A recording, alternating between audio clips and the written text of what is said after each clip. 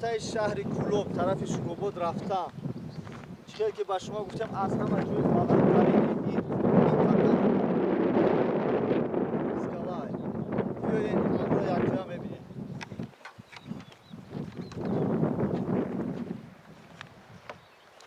من پاوراتور نشونت پاوراتور این طرف بیام.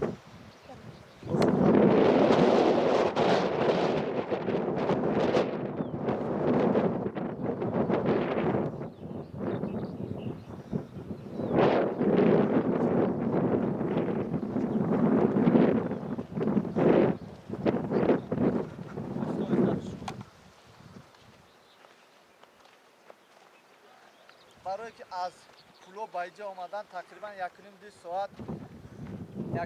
ساعت لازم می‌آید که بعدش برسه. حرکت میکنه کوشش میکنه بر وقت‌تر برسه.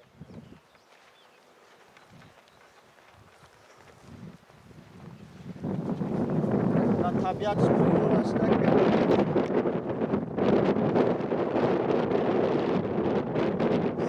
Хочу сказать, что здесь самые хорошие скалы.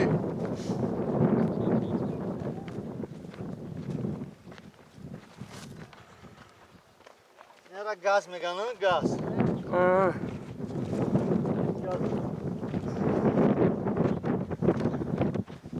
Ну что, голубки?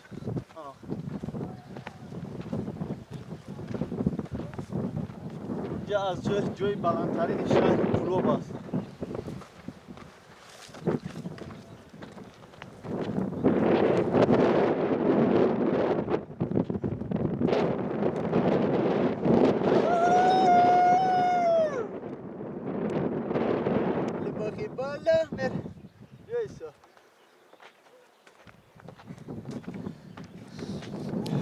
اینه پیستا.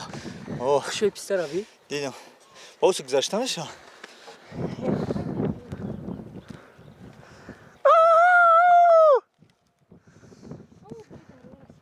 نه غلطی با ما همینجا علاقه جبر اومده بار که داریم بوده هوا ترسیده شیدم.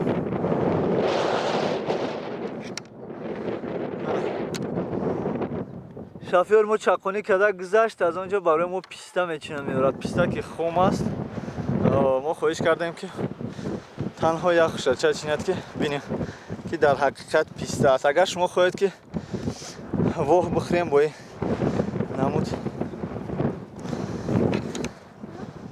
درخت یا که خوراک یا که میوگی باشد اومده با همین 18 پاورتا تماشا کنیم. اون خشه کلونی شب روگی بیو نه غلطی با کجا میره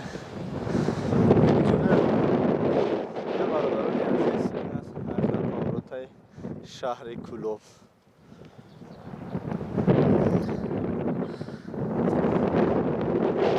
من در پاورتا علاقه طرف شروبود نشان. پیستا خوم است.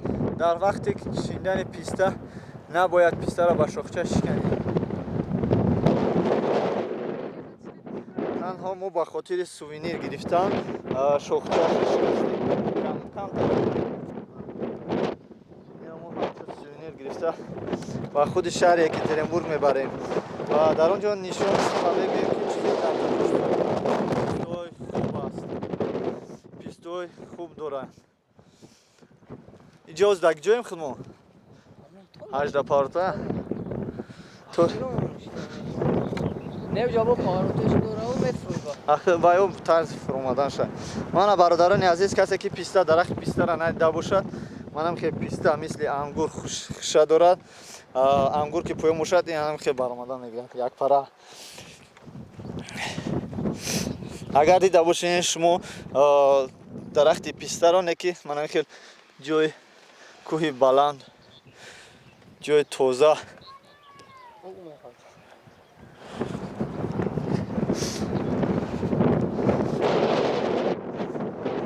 اینجا با من به نهایت محبوب آخه خیلی میکنم.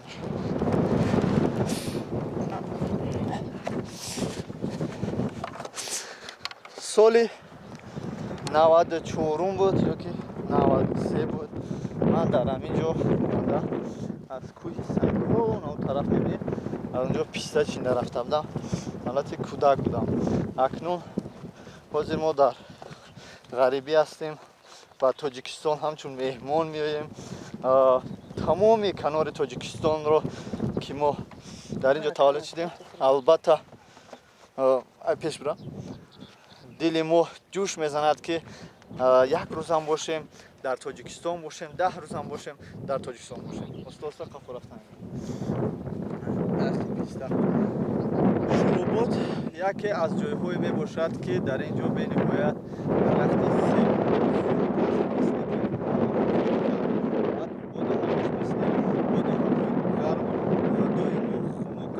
سرد است و شمال است در اینجا به نهایت بلند است 18 پاوروتی که در اینجا شما میبینید همه اینا رو ما با نوار گرفته و پیشکششون میکنیم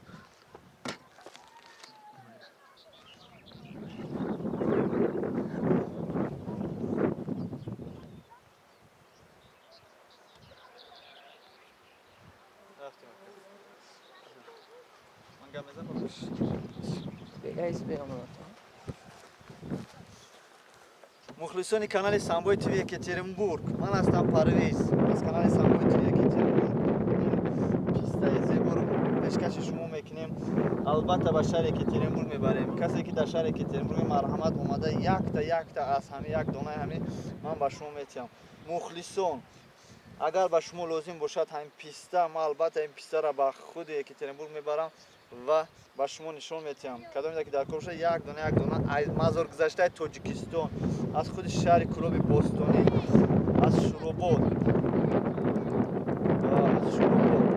مرحمت دوام میتیم ویدیو را شما در ویدیو